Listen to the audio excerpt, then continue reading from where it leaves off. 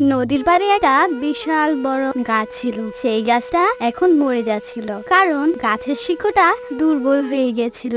তাই সে নদী থেকে এখন পানি নিতে পারে না। তাই সে নদী থেকে আর পানি খেতে পারে না। সেই রাস্তা দিয়ে টুনি যাচ্ছিল। টুনিকে দেখে গাছ বলে, টুনি টুনি, আমি মরে যাব, দয়া করে আমাকে বাঁচাও, আমি মরে যাব, আমার একটু পানির দরকার। বৃষ্টি হয়েছে তো অনেক দিন হয়ে গেছে, তাই আমার শিকড় এখন শুকিয়ে উঠেছে।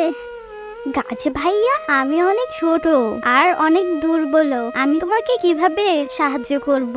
হ্যাঁ, আমি একটা কাজ করতে পারি, আমার জঙ্গলের সব বন্ধুদের ডেকে নিয়ে আসতে পারি। আমরা সবাই মিলে তোমাকে পানি দিব আর তুমি শুকিয়ে যাওয়া থেকে বেঁচে যাবে।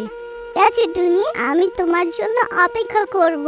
আমার কাছে কিন্তু সময় কম, তুমি জলদি চলে এসো। টুনি তখন উড়ে কালু কাকের কাছে যায়। কালু কাকি একটা ছোট গাছে বসেছিল। কালু, নদীর পাড়ে আমাদের বড় গাছটা শুকিয়ে যাচ্ছে।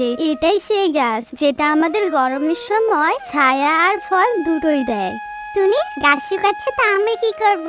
আমরাই তো এখানে গরমে সিদ্ধ হয়ে শুকিয়ে যাচ্ছি।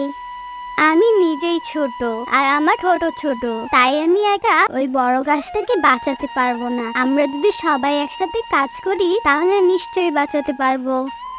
যাও যাও টুনি, এমন ভালো কাজ আমাদের দ্বারা সম্ভব না। যাও, তুমি অন্য কারো কাছ থেকে সাহায্য নাও। তোমরা খুব খারাপ, তাই তোমরা অন্যদের সাহায্য করো না কখনো।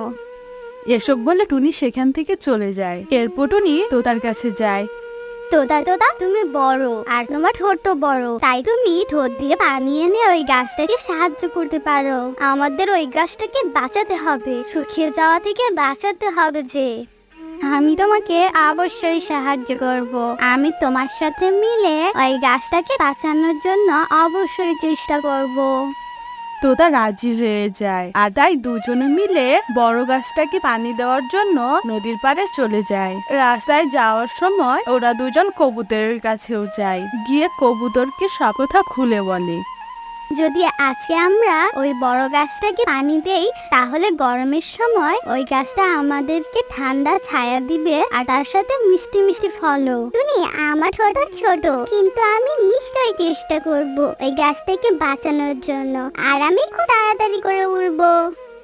এরপর তিনজনে মিলে নদী থেকে ঠোঁটে করে পানি নিয়ে আসে আর এক এক ফুটো করে গাছের গোড়ায় দিতে থাকে। ওরা তিনজন সারাদিন এই কাজটাই করে আর সন্ধ্যা হতে হতে গাছের পানি পিপাসা মিটে যায় আর গাছের আশেপাশে সব জায়গায় ভিজে যায়। বন্ধুরা, তোমরা আমার অনেক উপকার করেছো, আমি তোমাদের এই উপকারের কথা কখনো ভুলবো না। গাছ ভাই, এটা তো আমাদের কর্তব্য ছিল। কাউকে সাহায্য করা তো খুব ভালো কথা, আর যে সবাইকে সাহায্য করে সেই তো শেষে সফল হয়। সময় আস্তে আস্তে কেটে যাচ্ছিল আর সময়ের সাথে সাথে গরমও ভীষণ হচ্ছিল।